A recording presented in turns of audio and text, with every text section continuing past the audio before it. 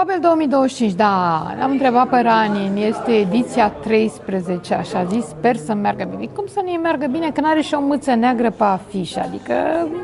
are toate datele necesare și mi s-a părut că e din nou o sincronicitate așa a la Jung, pentru că tot vin de la Festivalul de Psihanaliză și Film, pentru că 13 este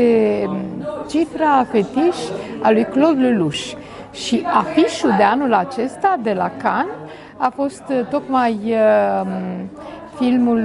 filmul cult Un bărbat și o femeie cu Trintignant și Anouk Aimée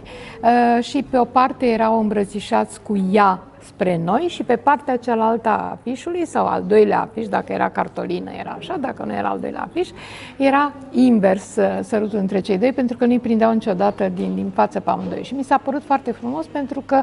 din punctul meu de vedere, și festivalul ăsta este ca un sărut pentru cele două arte, adică reușește să le unească. Și ca o îmbrățișare, o foarte frumoasă îmbrățișare. Am văzut că e foarte mult Shakespeare și asta m-a bucurat. Hamlet de tot felul, Lear de tot felul, tot ce îți poți dori. Pe de altă parte și adus în zilele noastre, am văzut că are și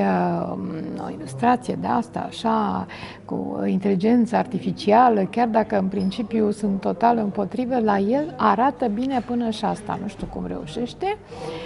Și mă bucur mai ales că n-a abandonat, pentru că e un festival greu de făcut, cu lume de adunat de pe toate continentele,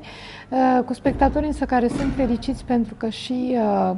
tot ceea ce oferă e foarte, foarte diferit, adică este un cocktail perfect. Și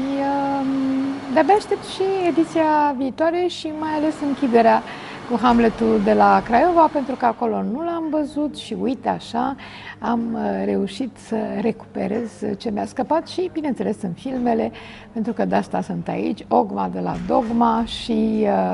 Horia, și niște scurtmetraje și mai ales Cinemaul Independența, unde mă simt ca la mine acasă, și în hol întotdeauna este și o expoziție fabuloasă de artă, așa încât dacă n-ați fost încă la Babel, credeți-mă, turnul Babel vă așteaptă la Târgoviște.